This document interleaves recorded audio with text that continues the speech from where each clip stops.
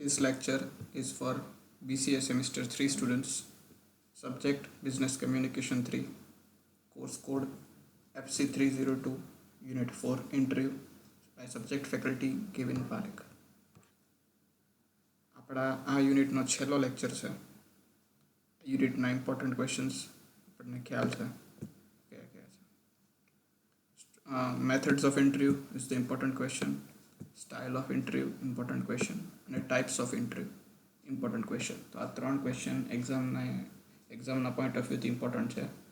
ફરીવાર કહી દઈએ, methods of interview, styles of interview અને ટાઈપ્સ ઓફ ઇન્ટરવ્યૂ.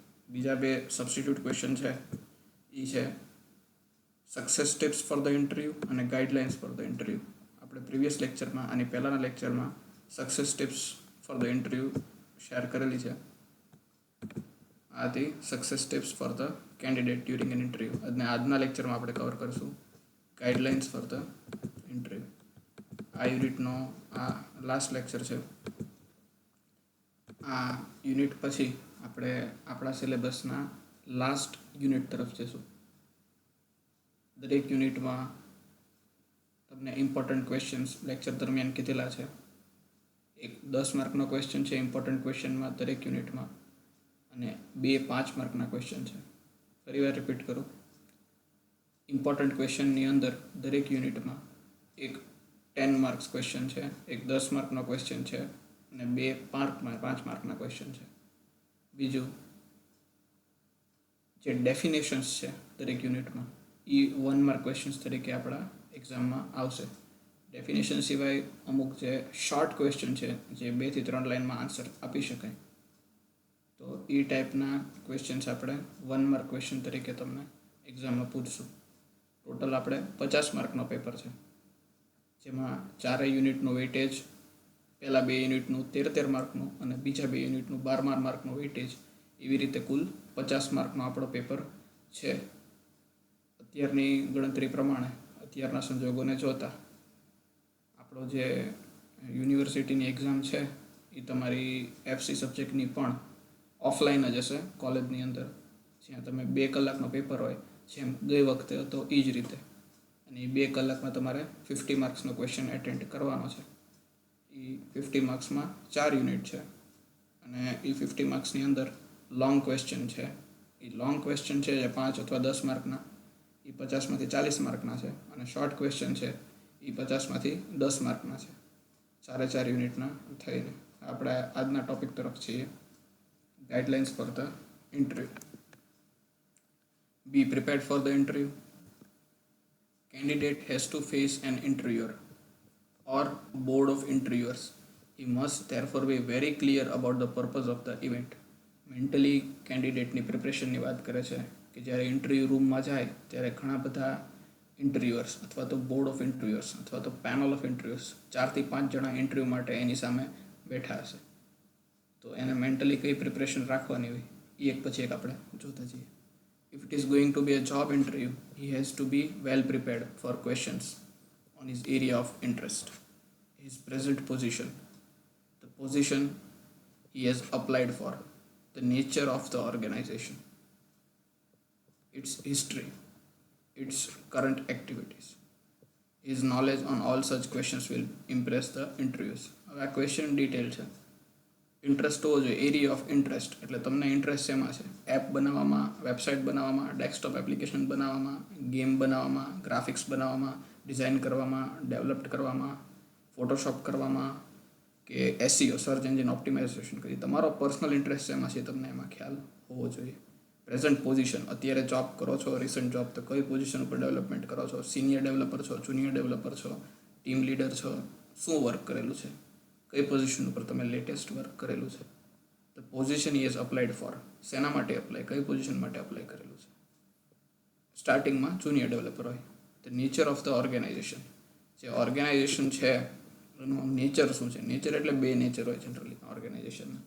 કાં તો પ્રોડક્ટ બેઝ કંપની હોય, કાં તો સર્વિસ બેઝ કંપની હોય. પ્રોડક્ટ બેઝ કંપની એટલે જેની પોતાની પ્રોડક્ટ હોય, પોતાનો સોફ્ટવેર હોય, પોતાની એપ હોય, અને કોઈ પણ ડેવલપર આવે અને એ જ એપમાં, એ જ પ્રોડક્ટમાં વર્ક કરવાનું હોય અને એના નવા વર્ઝન્સ રિલીઝ કરવાના હોય અને એનું ડેવલપમેન્ટ કરવાનું. બીજો નેચર આવે એ છે સર્વિસ બેઝ ઇન્ડસ્ટ્રી, કે જ્યાં અલગ અલગ ક્લાયન્ટ્સ હોય અલગ અલગ ક્લાયન્ટને જે સર્વિસ જોઈએ એ સર્વિસ એને પ્રોવાઈડ કરવાની હોય. એ સર્વિસીસ વેબસાઇટના ફોર્મમાં પણ હોય, એની એપના ફોર્મેટમાં પણ હોય, કાં કોઈ ડેસ્કટોપ એપ્લિકેશન, કાં કોઈ યુટિલિટી ફોર્મેટમાં પણ હોય. જેવી ક્લાયન્ટની સર્વિસ એવું એને ટેમ્પરરી સર્વિસ આપી અને સર્વિસ બેઝ ઇન્ડસ્ટ્રીમાં એ એક નેચર હોય છે ઓર્ગેનાઇઝેશન. તો તમારે જાણવાનું કે કોઈ કંપની છે તો એ પ્રોડક્ટ બેઝ કંપની છે કે સર્વિસ બેઝ કંપની છે. ઇટ્સ હિસ્ટ્રી, એટલે કેટલી જૂની કંપની છે, શું કામ કરે છે, its current activities, his knowledge on all such question will impress the interviewers. તમારું આ બધા ટોપિક ઉપર નોલેજ હોય ઇન્ટરવ્યૂને ઇમ્પ્રેસ કરે. હેવ અ પ્રેઝન્ટેબલ અપિયરન્સ એટલે દેખાવ. Appearance is a part of message. Since an interview is a formal occasion, the interview must be formally dressed. Anyone having conventional standards of neatness is likely to have a definite advantage over one casually dressed for the interviewer. જે formal ડ્રેસમાં આવ્યું હોય એને એક casual dress એટલે simple જીન્સમાં કે simple શર્ટમાં આવેલું હોય casual વેરમાં, એના કરતાં પ્રોફેશનલ શર્ટમાં અથવા સૂટમાં, ટાઈમાં અને પ્રોફેશનલ વેરમાં જે હોય એને એક હંમેશા એક એડવાન્ટેજ ઇન્ટરવ્યૂમાં હોય જ. એના અપિયરન્સ ઉપરથી એની પ્રોફેશનલિઝમ દેખાય. એ પહેલી impression. Show interest by making use of body language. આપણે ફ્રેશર તરીકે છે એટલે આપણા માટે અત્યારે આ બધી વસ્તુ મેટર કરશે. Keeping eye to eye contact with the interviewer is genuinely interested in the event and keen to participate in it. You should also sit in a correct, confident posture. Posture એટલે બેસવાની રીત, કઈ રીતે બેસે છે. એટલે આપણે કહેવાય ટટ્ટાર બેસવાનું હોય જે કોન્ફિડન્ટ લાગે. Straight, balance and not stiff in the chair. Stiff એટલે કડક, એકદમ ખુરશી પકડીને ફિટ ચેર ઉપર બેઠો હોય, બહુ દેખાવમાં વાડ લાગે, એ રીતે નથી બેસવાનું હોતું. The hand should be neatly locked on the lap or comfortably place on the arms of the chair. હાથનું શું કરવું બેઠતી વખતે, કયા પોસ્ચરમાં? તો કે ચેરની બાજુમાં ચેરના આર્મ્સ હોય એની ઉપર હાથ રાખે તો એ વધારે કમ્ફર્ટેબલ પોઝિશન કહેવાય. તો એ રીતે એની પોઝિશન વધારે એપ્રોપ્રિએટ રહે હેન્ડ્સની, સિવાય કે એ પોતાની હાથથી કંઈક રમત કરતો હોય. The entire question must be correctly and completely answered. Since the primary aim of an interview is to exchange information, it should be done effectively. If the interviewee is not clear about a suitable answer to a question, there is no harm in admitting it. કોઈ ક્વેશ્ચનનો એ clarity નથી એના ક્વેશ્ચનનો તો તમે એને કહી શકો મને આનું નથી ખબર. એ કંઈક પૂછે ને આપણે નથી ખબર તો ક્લિયરલી કહી શકે કે I don't have any idea about this question. Be honest, be polite. Politeness is indispensable in every situation. દરેક સિચ્યુએશનમાં પોલાઇટ માણસ હોય એની ઓગળી જ જાય. આવડતું હોય કે ન આવડતું હોય એની ઇમ્પ્રેશન સારી જ પડે. હંમેશા વિવેક વિનયથી જે વાત કરતો હોય અને બે પ્રશ્ન ઓછા આવડતું પણ એની પર્સનાલિટી, એની ઇમેજ વધારે સારી પડે. એટલે પોલાઇટ, ઓનેસ્ટી આ બધી ક્વોલિટી હંમેશા પ્રાયોરિટી આપે નોલેજ ઉપર. અવોઇડ ટેકિંગ ટુ મચ ઓર મેકિંગ બોસ્ટફુલ સ્ટેટમેન્ટ્સ. બોસ્ટફુલ સ્ટેટમેન્ટ દેખાડો કરો, બહુ વધારે બોલવું, પોતાના વિશે બહુ વધુ પડતું કહેવું. એની એક લિમિટ હોય પોતાની માર્કેટિંગ કરવાની. પોતે એક ફ્રેશર છે, કોલેજ ગ્રેજ્યુએટ છે અને પોતે કેટલા એક્સપિરિયન્સ લીધેલા છે રિયલ માર્કેટમાં. તો હંમેશા રિયલ માર્કેટના એક્સપિરિયન્સીસની વેલ્યુ હોય. અત્યારે આપણી પાસે રિયલ માર્કેટ એક્સપિરિયન્સીસ ન હોય એટલે નાના એક્સપિરિયન્સીસ હોય in relative to the college.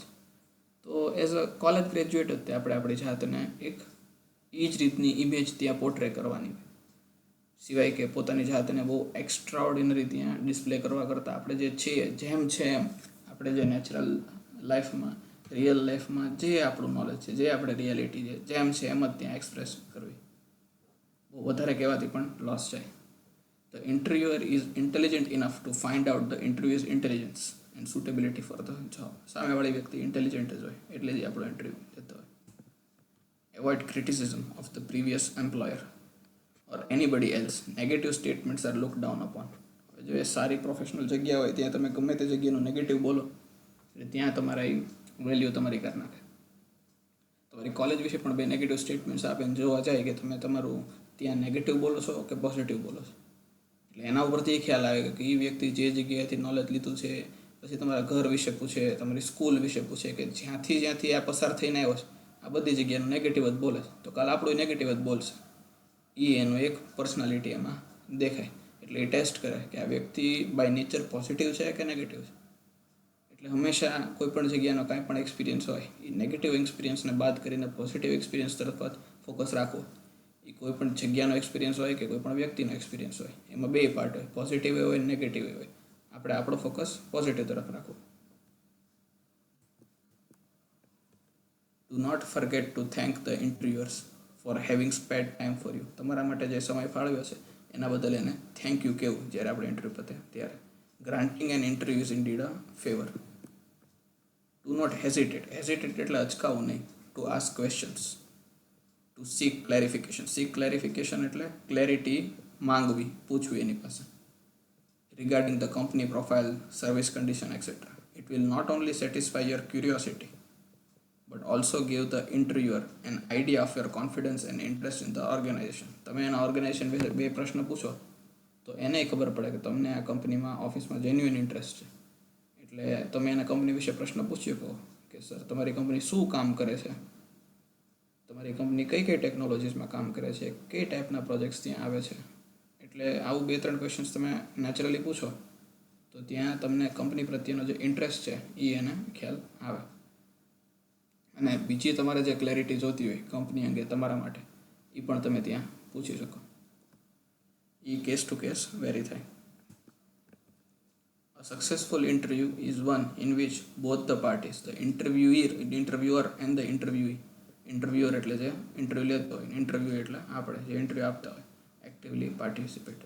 Some of the additional guidelines for the candidates appearing for an interview are as follows. Greet the interviewer with a polite good morning. Do not sit down until you have been asked for it. કે નહીં ત્યાં સુધી બેસવું નહીં અને આવતા વખત કહેવું good morning sir or good afternoon sir. Even the posture in which you sit is important. Don't sit stiffly. Stiffly એટલે એકદમ કડક થઈને ન બેસવું. ડોન્ટ બી લેક્સ એટલે relax. Sit in a natural compose manner. Naturally આપણે એકદમ relax થઈને બેસતા હોય, નોર્મલ રીતે બેસતા હોય એ જ રીતે એમાં બેસવાનું. એકદમ કડક નહીં, એકદમ ઢીલાઈ નહીં.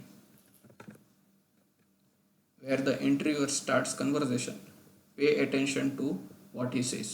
Do not interrupt him. Do not interrupt him એટલે વચ્ચે બોલીને અટકાવો નહીં એને.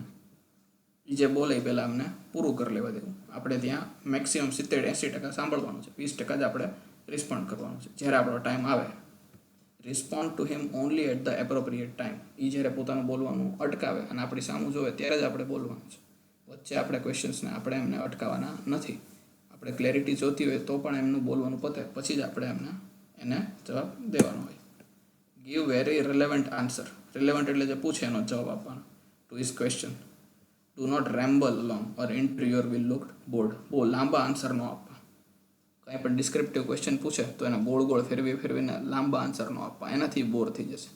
એને એક્ઝેક્ટ જે પૂછે છે એ જ આના આન્સર આપવા.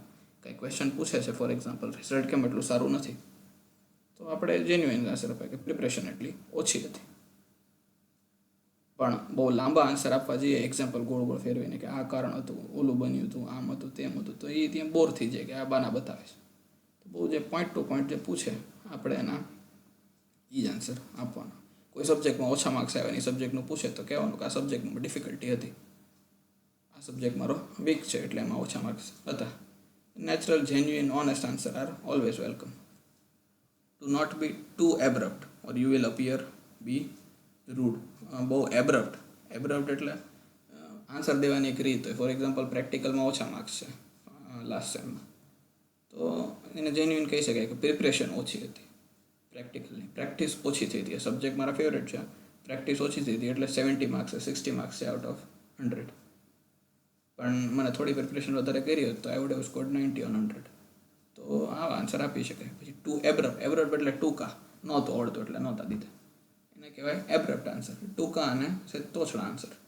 તો એવા આન્સરને અવોઇડ કરવા કે નહોતું આવડતું, કે નહોતી ખબર, કે લેક્ચર નહોતા ભર્યા, નહોતું સમજાતું, કે આમાં કાંઈ ખબર નહોતી પડતી એ વખતે, આવી સિચ્યુએશન હતી એટલે કંઈ ધ્યાન નહોતું આવ્યું. તો એ ટાઈપના બધા જે આન્સર્સ આપણે આવે એ થોડાક એબ્રપ્ટ ને રૂડ આન્સર્સ કહેવાય. એટલે ત્યાં થોડાક આન્સર્સ બે વાર વિચારીને આપવા પડે. If there is something you do not know, admit it straight away. It is useless to pretend knowledge where you are actually ignorant. જે બાબતની આપણને ખબર નથી ત્યાં આપણે આપણો દેખાડો નોલેજ ન કરવો નહીં, ત્યાં એક્સેપ્ટ કરી લો કે આ બાબતની નથી ખબર. ઘણી એવી કંપની હશે જેમને ગ્રાફિક્સનું પૂછશે, ડિઝાઇનિંગનું પૂછશે, ગેમિંગ નોલેજનું પૂછશે, એપનું પૂછશે, એ તમારા સિલેબસમાં નથી એટલે ત્યાં તમે કહી શકો કે મને આનું નોલેજ નથી, મને ગ્રાફિક્સ ડિઝાઇનિંગ આવડતું નથી, મને ગેમ એન્જિન વિશે, ગેમ ડિઝાઇન વિશે ખબર જ નથી કેવી રીતે ગેમ બને. ત્યાં કહી શકો કે I don't know about game, I don't know about app development, Android app કેમ બનાવી નથી ખબર. તો ત્યાં તમે ક્લિયર કટ કહી શકો કે એન્ડ્રોઈડ એપ માર્કેટમાં ચાલે છે, પાયથન માર્કેટમાં ચાલે છે, મને આવડતું નથી, but I am eagerly waiting to learn something new. મને લર્ન કરવામાં ધગસ છે એટલે ઓનલાઈન મેં આ સિરીઝ એટેન્ડ કરી, યુટ્યુબની આ સિરીઝ એટેન્ડ કરી અને હું શીખ્યો છું, મને આનું સર્ટિફિકેટ મળેલું છે, મેં વેબિનાર એટેન્ડ કરેલા છે. જે કાંઈ પણ તમે ઇનપુટ લીધું હોય એ તમે ત્યાં એને એક્સપ્રેસ કરી શકો કે મારી પાસે આટલું એક્સ્ટ્રા નોલેજ છે, પણ genuine. Many candidates spoil their interview by telling a lie and landing themselves in an embarrassing situation. Embarrassing એટલે એ ખોટું બોલે ને પકડે જાય એટલે એને કહેવાય એમ્બેરેસિંગ સિચ્યુએશન. બહુ વધુ પડતા શો ઓફ કરતા હોય, show of in the sense કેવી રીતે કે ખાલી આપણે વિડીયો એટેન્ડ કર્યા એટલે આપણને આવડી નથી જતું, આપણે લેક્ચર એટેન્ડ કર્યા એટલે કોઈ વસ્તુ આપણને આવડી નથી જતી. આવડું કોને કહેવાય? પ્રેક્ટિકલમાં તમને પૂછ્યું ને તમારાથી થયું તો એને આવડું કહેવાય, નથી થતું તો એને ન આવડું કહેવાય. એ પ્રેક્ટિકલ થયું.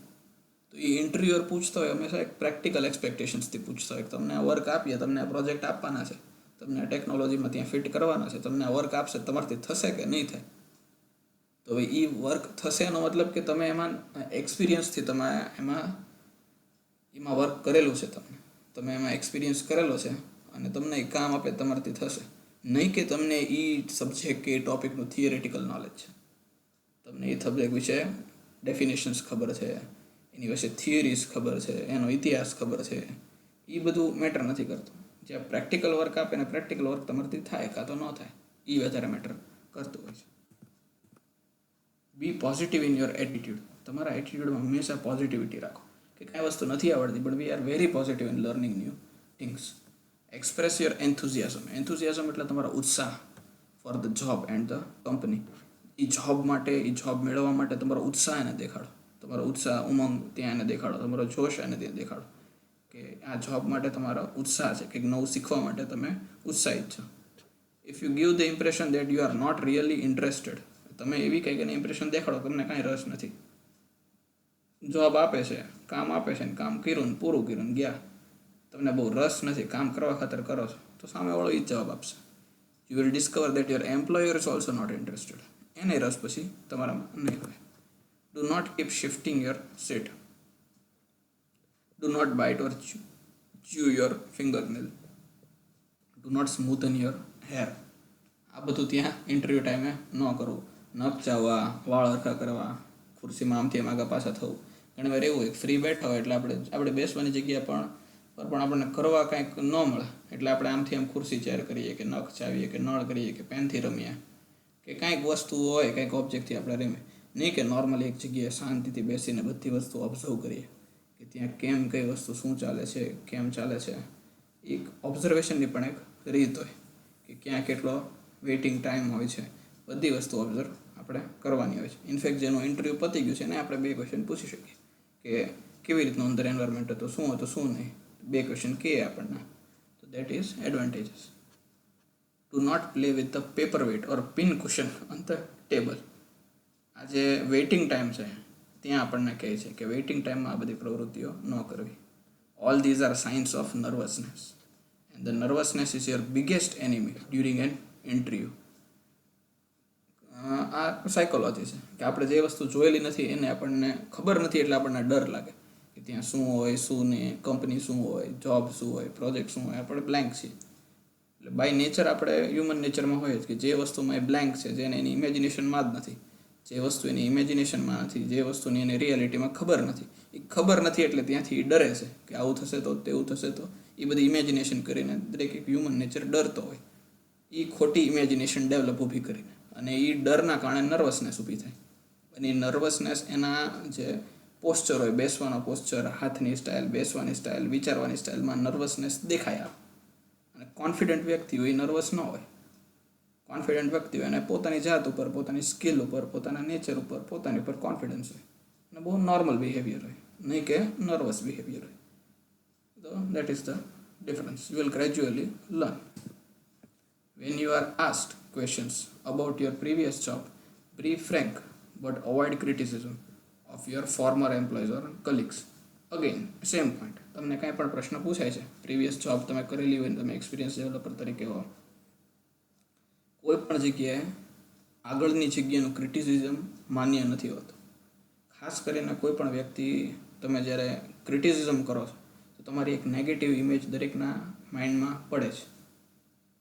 અત્યારનું કોલેજનું એન્વાયરમેન્ટ, સ્કૂલનું એન્વાયરમેન્ટ જુદું હોય, કે જ્યાં ગ્રુપમાં બેઠા હોય અને મોટા ભાગે દરેક બાબતની ક્યાંક ને ક્યાંક રાજકીય પક્ષ બાબતની, પોલિટિક્સ બાબતની, કે બોલિવૂડ બાબતની, કે ક્રિકેટર્સ બાબતની, કોલેજ બાબતની, દરેક બાબતની એક નેગેટિવ સાઈડ આપણે પકડીને એની ઉપર આપણે ચર્ચા કર્યા કરતા હોય.